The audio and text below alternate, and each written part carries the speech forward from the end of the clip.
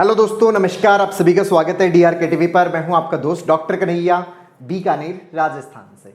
दोस्तों, आज इस वीडियो के माध्यम से मैं आप सभी के साथ में कॉग्निटिव बिहेवियरल थेरेपी की एक टेक्निक शेयर कर रहा हूं जिससे हम हमारी घबराहट को कम कर सकते हैं। बहुत सारे लोग मुझे बताते हैं कि सर हमें बहुत ज़्यादा अचानक घबराहट हो जाती है, उस समय दिमाग एकदम ब्लैंक हो जाता है, कुछ समझ में नहीं आता, बस यही डर लग रहा होता है कि अब तो बस गए, अब तो कुछ हो जाएगा। बहुत ज़्यादा नेगेटिविटी अचानक हमारे ऊपर हावी हो जाती है, उस समय कुछ नहीं कर पाते। तो उस समय हम क्या करें? तो दोस्तों, उसके लिए मैं आप लोगों के साथ में एक टेक्निक शेयर कर रहा हूं सीबीटी की, जिससे आप अपनी इस घबराहट को कम कर सकते हैं, उसके ऊपर काबू पा सकते हैं। दोस्तों, इस टेक्निक के लिए आप अपना एक डायरी बनाइएगा, क्योंकि इसके अंदर जो इस टेक्निक का जो पूरा नाम है वो मैं आपको बता देता हूं। इसका नाम है RDG फीडबैक टेक्निक।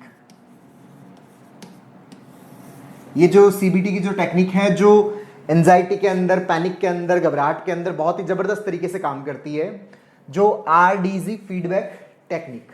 अच्छा, इस टेक्निक का जो मैकेनिज्म है वो मैकेनिज्म मैं आप लोगों के साथ में शेयर कर देता हूं कि ये किस तरह से काम करती है, उसको बहुत अच्छे से समझिएगा। दोस्तों, हमारे आसपास कोई भी सिचुएशन होती है, हमारे आसपास कोई भी सिचुएशन होती है, किसी भी प्रकार का कोई भी हालात पैदा होता है, तो सिचुएशन के अंदर हमारे दिमाग के अंदर ऑटोमेटिक क्या आने शुरू होते हैं? नेगेटिव थॉट्स आने शुरू होते हैं। हमारे दिमाग में ऑटोमेटिक नेगेटिव थॉट आने शुरू होते हैं, और जैसे ही हमारे अंदर नेगेटिव थॉट शुरू होते हैं, हमारे अंदर इमोशनल अराउजल होता है।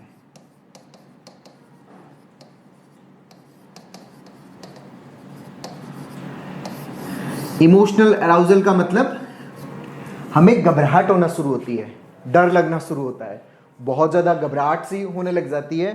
और जैसे ही हमारा इमोशनल अराउजल होता है, जो इमोशनल अराउजल होता है, एंजाइटी क्रिएट होती है। तो इस इमोशनल अराउजल, इस एंजाइटी की वजह से हमारी बॉडी के अंदर डिफरेंट डिफरेंट तरह के सिम्टम्स क्रिएट होते हैं।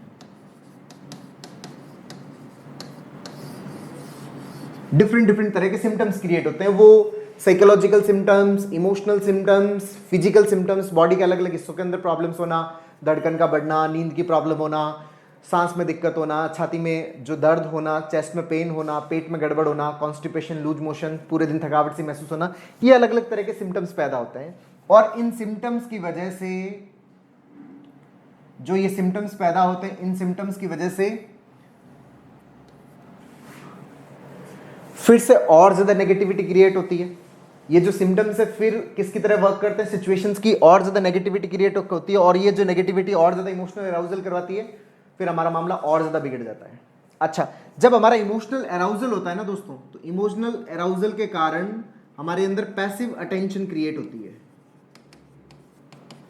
या मैं यूं कहूं कि हमारे अंदर जो पैसिव अटेंशन है वो बढ़ जाती है। अब ये पैसिव अटेंशन का मतलब क्या है दोस्तों? हमारे अंदर दो तरह की अटेंशन है, एक तो होती है एक्टिव और एक होती है पैसिव। एक्टिव का मतलब हम जब किसी चीज पर अपनी तरफ से ध्यान देते हैं, जैसे आप इस वीडियो के अंदर अपनी तरफ से ध्यान दे रहे हैं, ये तो है हमारी एक्टिव अटेंशन। जीवन में कुछ भी सीखने के लिए और सीखी हुई चीज को यूटिलाइज करने के लिए हमें एक्टिव अटेंशन की जरूरत पड़ती है।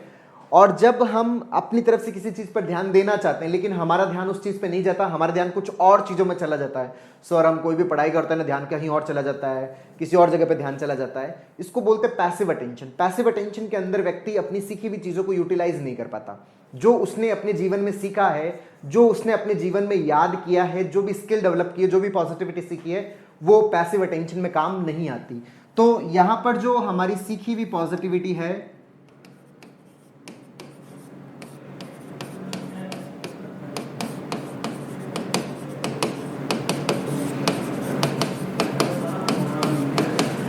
जब हमारी सीखी हुई पॉजिटिविटी काम नहीं आती तो हम टोटली क्या हो जाते हैं? ब्लैंक हो जाते हैं। और जब आप ब्लैंक हो जाते हो तो फिर टोटली ब्लैंक मतलब हमें कुछ भी दिखाई नहीं देता, कुछ भी समझ नहीं आता कि अब क्या करें। बस हमारा पूरा फोकस उस नेगेटिविटी के ऊपर ही रहता है।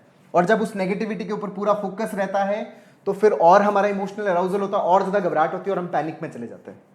उस समय तो फिर ऐसा लगता है सर बस अभी तो जान ही जाने वाली, उसके अलावा कुछ बाकी नहीं रहा था। जैसे मान लीजिए कि कुछ भी नेगेटिव सिचुएशन होती है दिमाग में, अब क्या होगा, अब क्या करेंगे, अब कैसे करेंगे, इसके कारण इमोशनल अराउजल होता है, एंजाइटी क्रिएट होती है, और इस एंजाइटी की वजह से हमारी बॉडी में अलग अलग तरह के सिम्टम्स क्रिएट होते हैं, और इस इमोशनल अराउजल से पैसिव अटेंशन क्रिएट होती है। हमारी सीखी हुई, जो हम अपने आप को जो पॉजिटिविटी देना चाहते हैं, अरे कुछ नहीं कर लेंगे, सब कुछ ठीक हो जाएगा, बढ़िया हो जाएगा, सब कुछ नॉर्मल हो जाएगा, ये पॉजिटिविटी फिर काम नहीं कर पाती हमारा माइंड टोटली ब्लैंक हो जाता है। और जब ब्लैंक हो जाता है तो फिर ये जो सिचुएशन और नेगेटिव थॉट वाला जो कंडीशनिंग है, ये कंडीशनिंग ब्रेक नहीं हो पाता। और जैसे ये कंडीशनिंग ब्रेक नहीं हो पाता, ये जो एंजाइटी वाला जो लूप है ना, ये एंजाइटी का लूप और ज्यादा स्ट्रांग हो जाता है। और इसके कारण हम छोटी छोटी, पहले तो बहुत बड़ी बड़ी चीजों में प्रॉब्लम होती थी, धीरे धीरे छोटी छोटी चीजों में भी हमें प्रॉब्लम होने लग जाती है। तो इस लूप को ब्रेक करने में ये जो RDZ फीडबैक टेक्निक है वो बहुत जबरदस्त तरीके से काम करती है।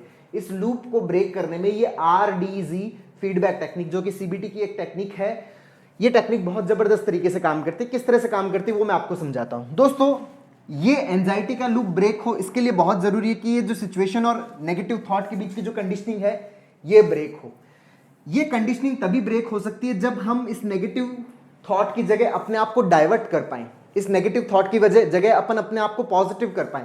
लेकिन हम अपने आप को पॉजिटिव तो कर नहीं सकते, क्यों? क्योंकि हमारा दिमाग क्या हो रखा है, ब्लैंक हो रखा है। और ये ब्लैंक क्यों हो रखा है? क्योंकि पैसिव अटेंशन बहुत ज्यादा है। तो इस पैसिव की जगह एक्टिव आनी चाहिए। एक्टिव तभी हो सकती है जब हमारा इमोशनल अराउजल कम हो। एक्टिव तभी आ सकती है, हमारी पॉजिटिव सीखी हुई पॉजिटिविटी तभी काम आ सकती है जब हमारा इमोशनल अराउजल कम हो। तो इस इमोशनल अराउजल को कम करने के लिए यहां पर जो पार्ट यूज होता है वो कौन सा है? R वाला। दोस्तों, अपने डायरी बना लेना। RDZ फीडबैक टेक्निक की बहुत जबरदस्त काम करती है, बहुत अच्छा रिलीफ देती है। यहां पर जो सबसे पहला जो R है वो यहां पे यूज होता है। इसको इमोशनल अराउजल को कम करने के लिए हमें जरूरत पड़ती है रिलैक्सेशन की।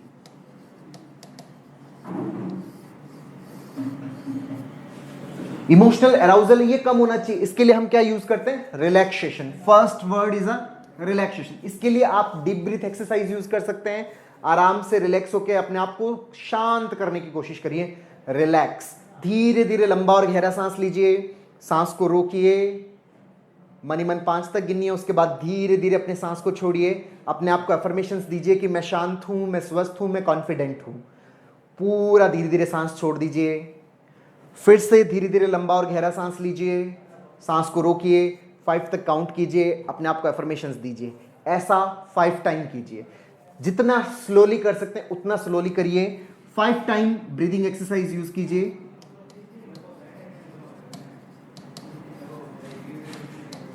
अच्छा, ये जो डीप ब्रीथ एक्सरसाइज है ये क्यों कर रहे हैं दोस्तों? ये जो डीप ब्रीथ एक्सरसाइज है ये हमारी बॉडी के अंदर पैरासिम्पैथेटिक एक्टिविटी को बढ़ाती है। जो पैरासिम्पैथेटिक एक्टिविटी है वो रिलैक्सेशन को बढ़ाती है। जो ब्रीदिंग एक्सरसाइज है, डीप ब्रीथ एक्सरसाइज, वो हमारे अंदर पैरासिम्पैथेटिक एक्टिविटी को बढ़ाती है। और जो पैरासिम्पैथेटिक एक्टिविटी है वो हमारी बॉडी के रिलैक्सेशन को बढ़ाती है। और जितना अच्छा रिलैक्सेशन होगा उतना अच्छी हमारी एक्टिव अटेंशन होगी। और जितनी अच्छी एक्टिव अटेंशन होगी, हमारी लर्निंग की भी चीजें हमारे काम आएगी, तो हमारा माइंड ब्लैंक नहीं होगा। अब जब हमारा माइंड ब्लैंक नहीं होगा तो हम कुछ ना कुछ वहां पर यूज कर पाएंगे। ठीक है, तो एक तो पार्ट ये है। दूसरा दोस्तों, ये जो सिचुएशन और जो नेगेटिव थॉट्स है, इनके बीच की जो कंडीशनिंग है, इनके बीच का जो कंडीशनिंग है, ये भी क्या होना चाहिए? चेंज होना चाहिए। यहां से हमारी कॉन्शियस है वो डाइवर्ट होनी चाहिए। अगर आपकी कॉन्शियस इस सिचुएशन और नेगेटिव थॉट, ये जो सिचुएशन और नेगेटिव थॉट है, यहां से अगर आपकी कॉन्शियस डाइवर्ट नहीं होती तो ये सिचुएशन कंटिन्यूअसली क्या क्रिएट करती रहती है? नेगेटिव थॉट क्रिएट करती रहती है। और नेगेटिव थॉट क्रिएट होता रहेगा तो फिर से हमारा क्या हो जाएगा? इमोशनल अराउजल हो जाएगा। फिर से ये लूप रिपीट हो जाएगा। फिर से लूप रिपीट होगा तो फिर से हमें क्या होने लग जाएगी?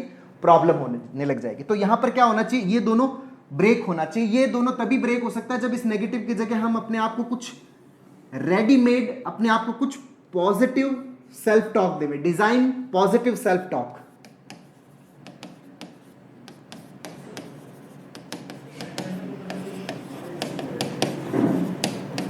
जो डी का मतलब क्या है? Design some positive self talk. खुद से रिलेटेड कुछ पॉजिटिव सेल्फ टॉक डिजाइन कीजिए ताकि जो सिचुएशन और जो नेगेटिव थॉट है, इन दोनों की आपस की कंडीशनिंग क्या हो सके? ब्रेक हो सके।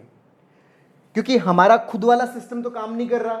हम रिलैक्सेशन से कोशिश कर रहे हैं कि वो काम करना शुरू होए, और वो जब तक काम करना शुरू होगा तब तक हम कुछ रेडीमेड सॉल्यूशंस अपने पास में रखें। वो रेडीमेड सॉल्यूशन क्या है कि कुछ डिजाइन करें हम पॉजिटिव सेल्फ टॉक। जैसे मैं अक्सर इस तरह के स्टेटमेंट्स बताया करता हूं। जैसे आप ये यूज कर सकते हैं कि ये जो इमोशनल अराउजल जो हो रहा है, ये जो एंजाइटी है, मैं इसको आराम से डील कर सकता हूं। जैसे मैंने आपको एक स्टेटमेंट बताया कि ओके, मैं इसे आराम से डील कर सकता हूं।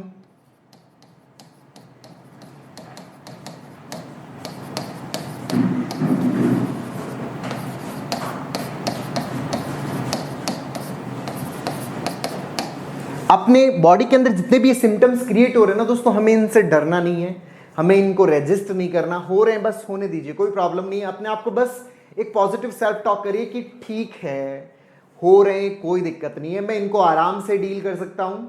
ये मेरे साथ में कोई पहली बार नहीं है कि इस तरह के सिम्टम्स मेरी बॉडी के अंदर क्रिएट हो रहे हैं। जब भी कुछ नेगेटिविटी होती है, हाँ इस तरह की चीजें मेरे साथ में होती है, ये थोड़ी देर के लिए होता है और ये उसके बाद में चला जाता है, ये थोड़ी देर के लिए होता है और ये इसके बाद में चला जाता है। ये कुछ डिजाइन किए हुए जो पॉजिटिव सेल्फ टॉक है, इसके ये लिख के आप अपने मोबाइल में रख सकते हैं, अपनी डायरी में रख सकते हैं, अपने पास में पर्ची रख सकते हैं, जिससे जब भी आपको इस तरह की प्रॉब्लम हो, जब आप अपनी तरफ से कोई स्टेटमेंट नहीं दे सकते, तो इनको लिखे हुए स्टेटमेंट्स को आप पढ़ सकते हैं, जो पॉजिटिव सेल्फ टॉक है कि मैं इससे आराम से डील कर सकता हूं। ऐसा पहली बार नहीं है, बहुत बार भी हुआ है और उसके बाद में मैं नॉर्मल हो गया हूं। ठीक है, ये थोड़ी देर के लिए होता है, उसके बाद में चला जाता है। इससे कभी भी किसी भी प्रकार का कोई नुकसान ना पहले हुआ, ना आज हुआ, ना कभी होगा। ये मैंने अपने आप को पॉजिटिव सेल्फ टॉक किया। अच्छा, जब आपने पॉजिटिव सेल्फ टॉक किया तो थोड़ा सा इन दोनों के बीच में क्या हुआ, ब्रेक क्रिएट होगा। जब ब्रेक क्रिएट होगा तो आपकी जो कॉन्शियस है वो नेगेटिव थॉट से थोड़ी पॉजिटिव थॉट की तरफ डाइवर्ट होगी। जब पॉजिटिव की तरफ डाइवर्ट होगी तो आपका इमोशनल अराउजल भी कम होगा। जब इमोशनल अराउजल कम होगा तो सिम्टम्स भी कम फील होंगे और हमारी एक्टिव अटेंशन बढ़ेगी। एक्टिव बढ़ेगा तो हमारे जो माइंड का जो ब्लॉक है वो माइंड ब्लॉक भी हट जाएगा, दिमाग में थोड़ी थोड़ी पॉजिटिविटी एंटर होना शुरू हो जाएगी। अच्छा, यहां पर जो थर्ड वाला पार्ट है, ये मैंने आपको डी बताया, डिजाइन पॉजिटिव सेल्फ टॉक। ये जी वाला जो पार्ट है इसको बोलते हैं गाइडेड इमेजिनरी।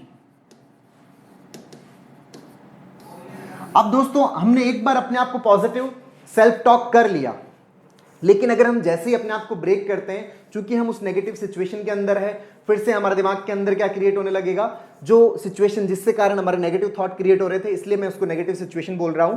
हमारे दिमाग के अंदर वैसे कोई सिचुएशन कोई नेगेटिव होती नहीं है, हमारा परसेप्शन है वही नेगेटिव होता है। सिचुएशन सिर्फ सिचुएशन होती है, इसके अलावा कुछ भी नहीं होती। तो जो नेगेटिव थॉट हमारे दिमाग में क्रिएट हो रहा है, इसके बीच में और ज्यादा डिस्टेंस बढ़ाने की जरूरत पड़ती है। अच्छा, इसके बीच में और ज्यादा डिस्टेंस तभी बढ़ाई जा सकती है जब हमारी जो कॉन्शियस है लंबे टाइम तक किसी ऐसी प्लेजरेबल एक्टिविटी के अंदर इन्वॉल्व हो, हमारी जो कॉन्शियस है लंबे टाइम तक किसी ऐसी प्लेजरेबल एक्टिविटी के अंदर इन्वॉल्व हो जिससे हमें बहुत ज्यादा रिलीफ मिलता हो। तो आप अपनी कोई पास्ट की जो मेमोरी है, कोई पास्ट की जो यादाश्त है, आपके जीवन में कुछ अच्छा हुआ, उस अच्छी हुई चीज के ऊपर एक लेख लिखना स्टार्ट कर दीजिए, एक जनरल लिखना स्टार्ट कर दीजिए। अपनी जो डायरी है, जैसे शादी जो हुई थी आपके, शादी वाला जो टाइम है, कुछ लोगों को बड़ा डर लगता है शादी से, कोई दिक्कत नहीं है, शादी वाला टाइम है, या आपकी लाइफ में सबसे बेस्ट मोमेंट जो भी था, जैसे आपके बच्चा पैदा हुआ, या फिर आपके घर में एक नया मेहमान आया, या फिर आपने अपने जीवन के अंदर कुछ अच्छी स्किल डेवलप किया, या फिर आप किसी कंपटीशन के अंदर सेलेक्ट हुए,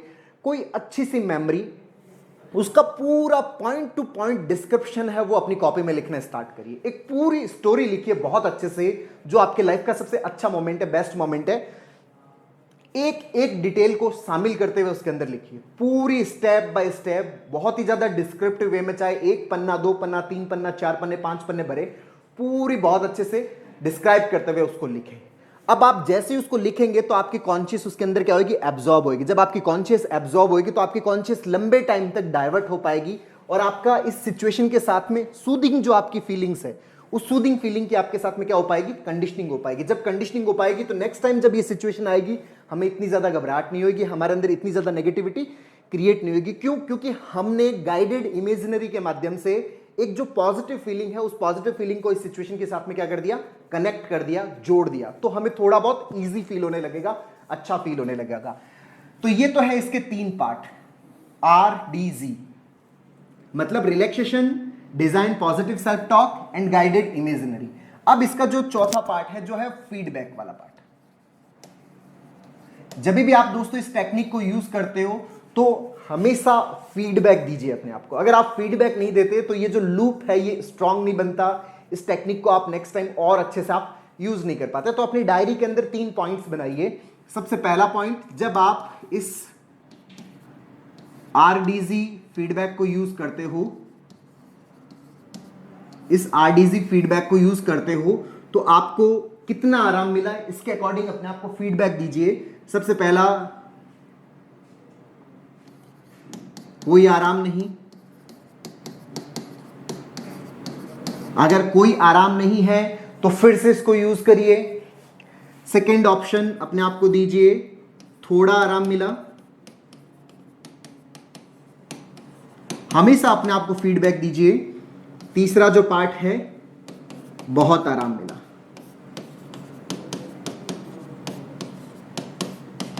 दोस्तों जो हम फीडबैक देते हैं ना, फीडबैक बहुत ज्यादा इंपॉर्टेंट है। फीडबैक हमारे दिमाग के अंदर जो लूप्स बनते हैं ना, उनको बहुत ज्यादा स्ट्रांग बनाते हैं। तो ये जो RDZ फीडबैक, जो कॉग्निटिव बिहेवियरल थेरेपी की जो टेक्निक है, इस टेक्निक का फीडबैक दीजिए। जैसे जैसे आप अपने आप को फीडबैक देते चले जाएंगे, धीरे धीरे धीरे आपके अंदर इस टेक्निक का स्ट्रांग लूप बनेगा। और जब भी आपको एंजाइटी होगी, तुरंत जो आप नई रिकंडीशनिंग करवा रहे हो अपनी सूदिंग बिहेवियर के साथ में, रिलैक्स्ड बिहेवियर के साथ में, वो वाली फीलिंग्स उस सिचुएशन के साथ में कनेक्ट हो जाएगी जिसके अंदर नेगेटिव थॉट्स कनेक्ट हो रखे हैं। वहां पर एक पॉजिटिव जो फीलिंग्स है, पॉजिटिव थॉट है, वो कनेक्ट हो जाएगा और आपको बहुत ज्यादा रिलीफ मिलेगा उस सिचुएशन में। फिर आपका जो फियर है, आपकी जो एंजाइटी है, आपका जो पैनिक है, आपकी जो घबराहट है, वो कम हो जाएगी। मतलब आपकी घबराहट में कोई कमी नहीं, घबराहट में थोड़ा आराम मिला और घबराहट में बहुत ज्यादा आराम मिला। अपने आप को फीडबैक जरूर दीजिए और स्ट्रांगली इस टेक्निक को यूज करिए।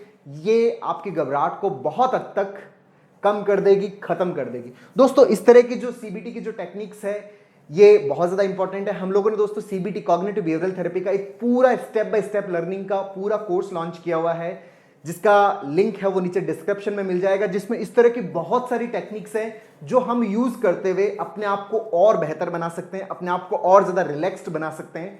स्टेप बाय स्टेप लर्निंग है पूरी CBT की। ये एक रिलीफ की टेक्निक है और इस रिलीफ को अगर हम परमानेंटली सॉल्व करना चाहते हैं, अगर हम इस रिलीफ को परमानेंटली सॉल्व करना चाहते हैं, तो जो हमारे नेगेटिव थॉट क्रिएट होने वाला जो रूट कॉज है, वो है हमारी न्यूरल पैटर्न्स। तो हमें उन न्यूरल पैटर्न्स को भी चेंज करना पड़ेगा। न्यूरल पैटर्न्स को चेंज करने के लिए न्यूरोप्लास्टिसिटी की जरूरत पड़ती है और उस प्लास्टिसिटी के लिए हमें CBT की जरूरत पड़ती है। तो अगर हम परमानेंटली हमेशा के लिए इनको साफ करना चाहते हैं तो हमें CBT की जरूरत पड़ेगी। अदरवाइज हम CBT की कुछ टेक्निक्स यूज कर सकते हैं जिससे हमारी रिलैक्स स्टेट बढ़े, जिससे हमें रिलैक्सेशन बढ़े, जिससे हमें थोड़ा बहुत आराम मिले, हमारी घबराहट कम हो। तो दोस्तों उम्मीद करता हूं आपको ये वीडियो पसंद आएगा। नीचे कमेंट बॉक्स में लिखकर जरूर बताइएगा। और अब तक यदि आपने मेरे यूट्यूब चैनल DRK TV को सब्सक्राइब नहीं किया तो प्लीज उसे सब्सक्राइब करें ताकि मेरे नए वीडियो का नोटिफिकेशन आप तक सबसे पहले पहुंचे। बहुत बहुत धन्यवाद दोस्तों। जय हिंद, जय भारत।